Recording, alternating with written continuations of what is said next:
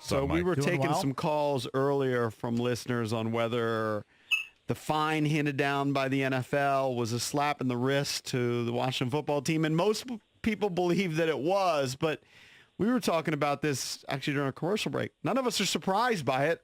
What did you make of the fine and Tanya Snyder, I guess, taking over day-to-day operations and Daniel Snyder kind of stepping back?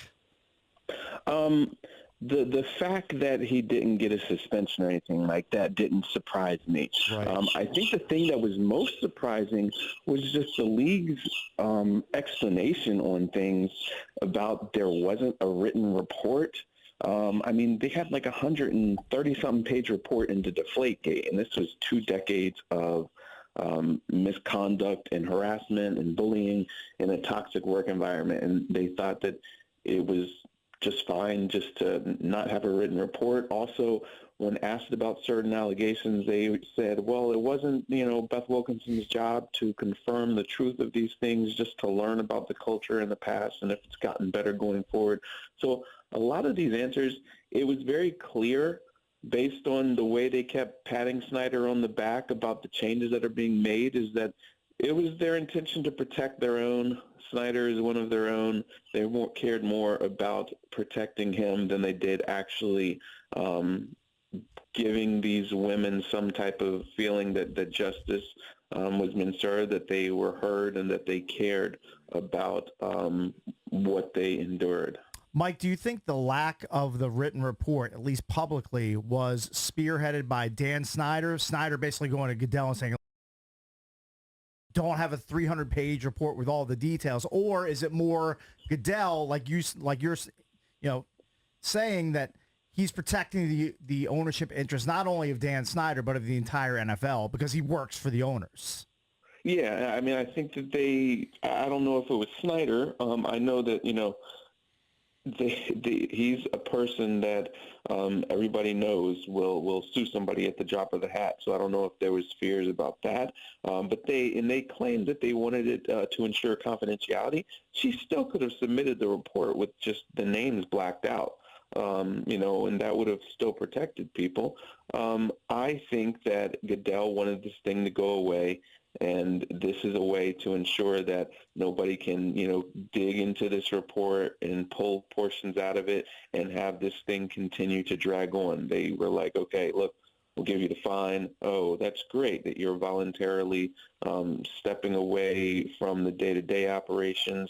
But, all of this, I think, we will never know if he actually voluntarily did or if Goodell suggested him to. I mean, they say that he decided that it was best to turn the investigation over to the league. And I've heard from people that there was conflicts between him and Wilkinson, and the league was like, okay, you can't even do this right. We're taking this over from you. So they continue to try to maintain the front, though, that Snyder is doing so well, and they are patting him on the back for this stuff. But it definitely is protect the shield, and let's get this thing to go away as fast as we can. Mike, I don't know if you mentioned this, but when Goodell hands down a fine or a suspension, doesn't he have to clear that with the owners first? In this type of situation, I'm not sure. I imagine there are definitely people that he talks to, that he consults with, but I people in the league that thought that the punishment and then the handling was pretty, disturbing. So I don't know who all was,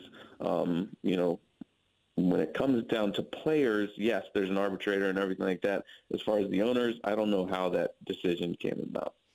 Talking to Mike Jones, covers the NFL for USA Today. Before we move on to other NFL topics, one of the things that I've posited is, regardless of the why, in the last couple of years, you have inserted a Jason Wright into the team president position and inserted Julie Donaldson into her position. You have more diversity. Can it be a net positive for the organization? I mean, it can be. I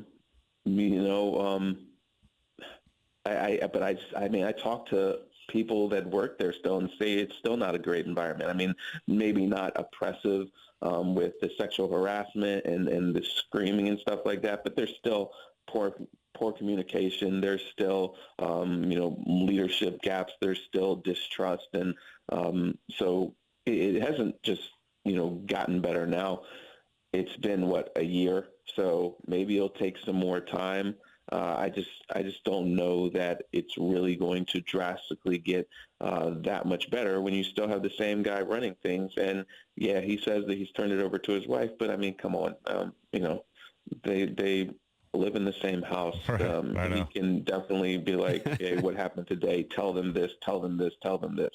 Mike, in your opinion, is there another NFL market in the country that pays as much time and attention and focuses as much energy on the owner / front office as Washington does? Is there anybody that's even close? Maybe Dallas with Jerry Jones, possibly. Yeah. But, I mean, over 20 years, we've spent so much time talking about Dan Snyder and his, horrible reign of ownership and the way he's driven this once proud franchise into the ground. Does anybody else spend as much time focusing on the owner as this market does? Well, I mean, I think that you have definitely markets where the owners are heavily involved and highly visible and things like that. But it's because they're doing good stuff. I mean, like even the Browns, a franchise that hasn't been very successful, Dee and Jimmy Haslam are very active in their community and doing things like that. Arthur Blank is very active. You see him and everything. Jerry Jones, yes, make sure that he is the center of attraction with Dallas. We hear about Robert Kraft and everything like that. But there's not an owner that just botches stuff so much, and so that's why it's heavily visible. I think if other owners are visible, it's because they're doing good stuff.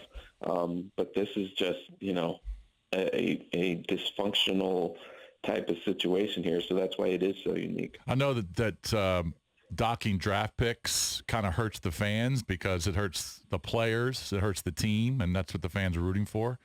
But do you think the team should have been docked draft picks?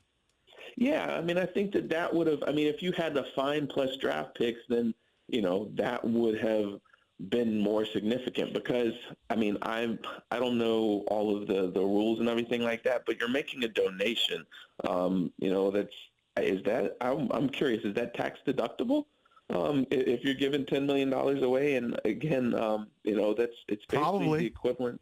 It's equivalent to us paying a speeding ticket, for him. And again, he's not really being forced to step away from the team. And so, yeah, draft picks would have been more significant. I always love going back to this. I know you've told us this before, but how many years did you cover the Washington football team as a beat reporter? 8 years. 8 years. How many times did you talk to Daniel Snyder, the owner? I talked to him directly one time down in New Orleans at owners' meetings. We were on the elevator together. But otherwise, I asked multiple times and never got. Actually, there was one time that I had asked a question. There was something, I can't remember what controversial, and he called me on the phone with Tony Wiley pretending he was trying to sell me siding or something like that. And then he thought it was hilarious and then just shot down the whatever my question was, and then they hung up before I could even follow anything else. So he was doing a bit. Of course it wasn't hilarious. Hey, when Dan his Thanksgiving joke. He's about as funny as a stomach cramp. Yeah. All right, when he says when Dan releases a statement and says, I feel great remorse for the people who had difficult, even traumatic experiences while working here. I'm truly sorry for that. I can't turn back the clock, yada yada yada. Do you believe him, or is he just saying that? I mean, I think that he feels bad that this was found out, that he was painted. But he was caught. Worse yeah. Okay. Yeah, all right. I don't know that he really cares because, I mean, he knew what kind of people he had working for him. I mean, there are people who allege that he was involved. I mean, there was that, $1.6 million settlement.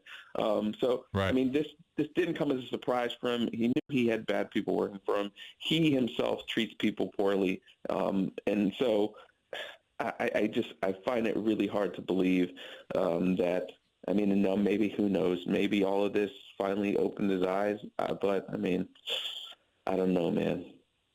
Yeah, I don't believe him for a second. All right, so kind of moving on, can you give us an update on Aaron Rodgers in that situation? Has anything moved at all, or is it still a stalemate? Yeah, they're still watching and waiting. There are people who, nobody that I've talked to expects that he would do the COVID opt-out thing to avoid playing for them, but they think that he still is working, hoping to try to force them to either make a trade or a change in management. I don't know what the chances of that are. One person I talked to said probably 30% chance of having success there. And then other people say they think that eventually they're going to find a way to settle things and have him back there. So that's where they stand for right now.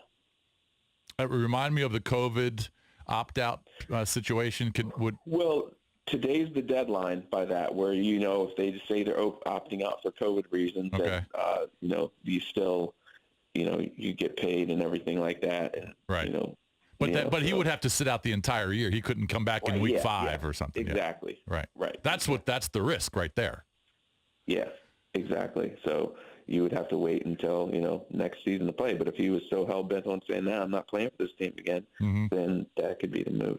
I got to tell you, we've been doing a lot of Washington topics, throughout the shows. And I don't know where you stand. This is why I'm asking you, but a lot of media members are really hyping up Washington as not just a really good defense, maybe even the best defense in the league. I like to pump the brakes on that a little bit, especially considering their schedule this year. They're going to play a tough schedule, tougher than last year. But where do you stand on how talented this team is? Obviously, the big question mark for me anyway is Fitz. Some people really think he's going to play well. I don't know, but where do you stand on just them as a roster right now? I'm not nearly as bullish as a lot of people are, because I think they have a talented defensive front. I think their secondary has a whole lot of questions about it. I think that on offense, they definitely have talent at wide receiver and running back, but their offensive line's been retooled now, and so they've got to show me something. And then the biggest question is you've got a quarterback that can be great for the first 4 games, then he turns into a pumpkin. Like, it happens all the time, every single place that he's at. So I don't know. We'll see what happens with Ryan Fitzpatrick. He claims that he's playing the best football of his career. We'll have to see. It's just people I've talked to in the league think that he's the same guy that he was. So, right. He keeps both teams in the game. Look, last year he lost his job to Tua. Then he did, come back in late game situations down the stretch of the season. But as a full-time guy, he has not shown that he can be what a team needs them to be. So we'll see. I think that they'll be better than the Eagles and better than the Giants. I don't know if they'll be better than the Cowboys, but they'll be competitive. It's just, I don't know if he's the guy that can be a difference maker for you. All right, let's play a quick game. I'm going to give you 4 quarterbacks, and I want you to stack them in terms of number of games they play this year, okay? Aaron Rodgers, Deshaun Watson, Trey Lance, Taylor Heineke. All right, hold on. Okay. All right, so it's Rodgers, Watson, Lance, Heineke. Okay. Well, I think the first 2 are easy. Watson will be a 0. Watson's a 0. Oh, really? You think Watson's a 0? He's going to play 0 games? He's going to get suspended the entire year? This we don't know how long it's going to take for this whole thing to play out. Yeah. And right now there's no criminal charges, but if there winds up being criminal charges, then boom, right away he's going to go on the exempt list.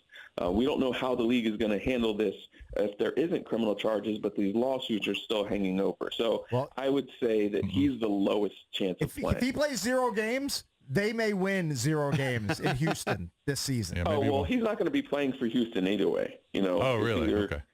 I don't think so. I think he's traded and, maybe he's suspended. I don't know. Is he suspended half the season? I don't know. But we'll say he's the least chance of playing of all of them. Just because. By the way, that would kind of suck for Watson. Not saying that he's innocent. I don't know if he's innocent or guilty. Right. But just, the NFL does this year-long investigation on Snyder, and he did some crazy, stupid stuff too, bad things. And he gets kind of a slap on the wrist. He's not technically, it wasn't worded that there was a suspension, and he's not really suspended because, like you said, Tanya's living in the same house. Yeah. But do you think Watson could be suspended for the year? That's just not fair. Well, I don't know if he's suspended for the year, if he's on the exempt list for the year, or if he's suspended for half. I put him at the lowest because that's the most, like, everyone I talk to is like, we've never seen anything like this. I couldn't even predict what's going to happen. Okay. So we'll put him at the lowest. Then I'll go with Trey Lance because they really hope that, I don't even know if his progression, what it'll be. Like if Jimmy Garoppolo got hurt, I just don't know if, he's a guy that a lot of people said needed a year or two of seasoning. So I don't know that he plays right away either. Then I would go with Heineke because we know Ryan Fitzpatrick always gets benched midway through the season. And then I'll go with Rodgers because I still have to believe that either the Packers are desperate or, they figure something out to make him happy, and then he does play. Got you. All right, All man. right, good stuff. It's Mike All right, Jones, USA Today. Thanks. Yep. See you, Thanks, buddy. Mike.